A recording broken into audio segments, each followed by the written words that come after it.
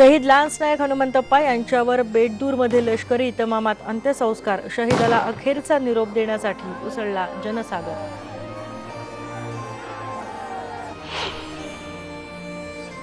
साताऱ्याचे जवान शहीद जवान सुनील सूर्यवंशींचं पार्थिव अजूनही सियाचीनमध्येच. खराब हवामानामुळे इतर शहीद जवानांचंही पार्थिव आणण्यात अडचणी.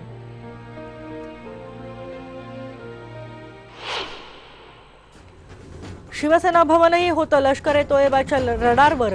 सेना भवनाच्या रेकीसाठी राजाराम रेगेला भेटल्याची हेडलीची धक्कादायक माहिती. हेडलीला सेना भवनात आपण नाही तर विलास वरक घेऊन आला होता. राजाराम रेगेची IBN लोकमतला माहिती.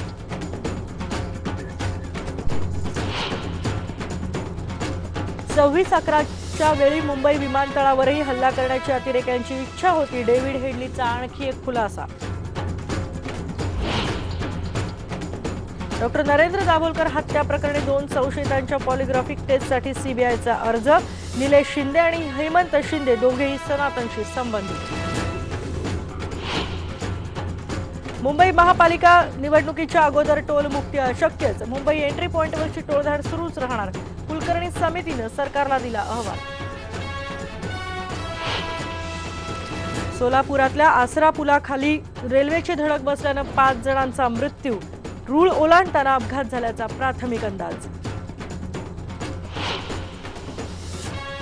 नॅशनल हेराल्ड प्रकरणी सोनिया गांधी आणि राहुल गांधींना सुप्रीम कोर्टाकडून दिलासा. सुनावणीसाठी प्रत्यक्ष हजर न राहण्याची दिली सवलत. आणि रांचीमध्ये आज रंगणार भारत विरुद्ध श्रीलंका दुसरा T20 सामना. भारतासाठी करो या मरोची परिस्थिती.